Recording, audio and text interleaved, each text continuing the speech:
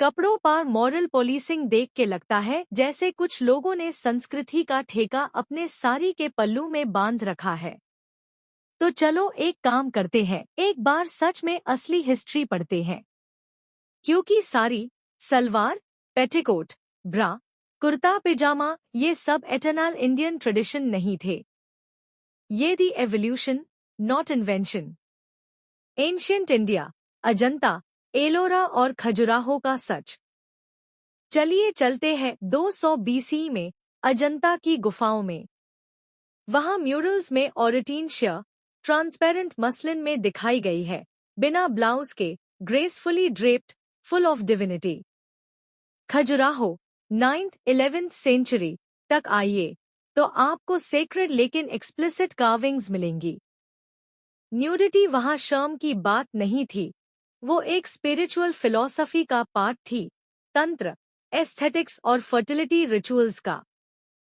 चोला dynasty की bronze मूर्तियों में पार्वती जैसे देवियां बेब्रेस्टेड दिखाई गई है, बिना किसी शेम के, with pride. Ancient India bold था, बॉडी पॉजिटिव था और स्पिरिचुअलिटी में कॉन्फिडेंट था। टूस मुगल एरा, जब सलवार और कुर्ता आए।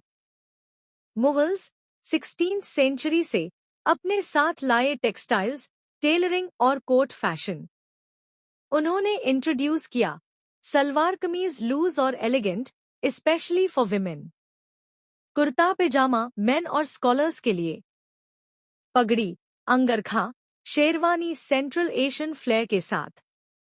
लक्सुरियस फैब्रिक्स जैसे सिल्क, मसलिन, वेलवेट, जामवार। जरदोजी, गोटा, चिकनकारी जैसे एम्बेलिशमेंट टेक्निक्स। ये स्टाइल्स नोबिलिटी में मिक्स हो गए और बाद में इंडियन ट्रेडिशन बन गए।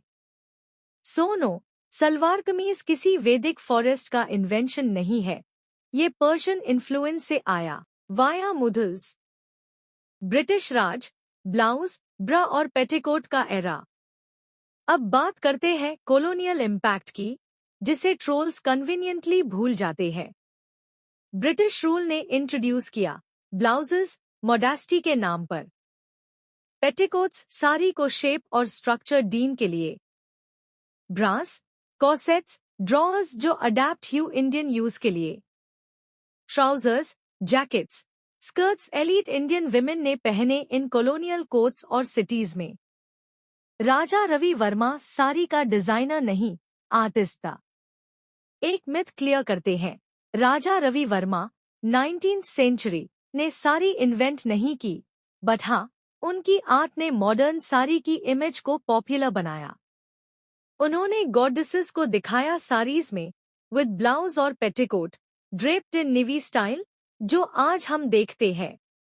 उनकी आर्ट यूरोपियन रियलिज्म और इंडियन मिथोलॉजी का फ्यूजन थी, और उनके कैलेंडर प्रिंट्स ने पूरी हिंदू सोसाइटी का विजुअल इमेजिनेशन शेप किया।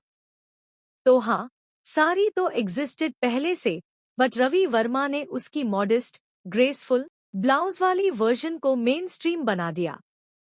He didn't invent sari, but he helped solidify the version India now considers traditional. Indian Constitution versus culture के self-declared ठेकेदार। Reminder, Article 19, 1A, Freedom of Speech and Expression. Article 51A, E, Duty to renounce practices derogatory to women's dignity. Article 51A, A, Duty to abide by Constitution and respect its ideals. तो जो लोग women के कपड़ों पर trolling करते हैं, सिर्फ misogynist नहीं है, एंटी नेशनल भी है।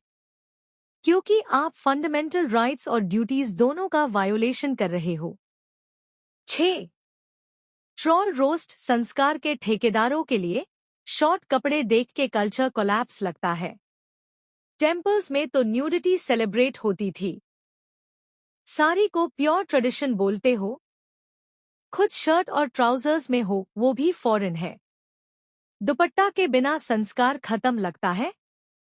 दुपट्टा भी मुगल एरा से आया था, वैदिक फॉरेस्ट से नहीं। जो ब्रास और पेटीकोट्स ब्रिटिश ने लाए, उनको तो हैप्पीली पहनते हो और फिर लेक्चर देते हो इंडियन वैल्यूज का। हिपोक्रेसी की भी कोई लिमिट होती है।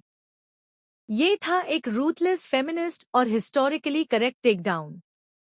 कपड़े कभी भी कल्चर का यार्डस्टिक नहीं होते।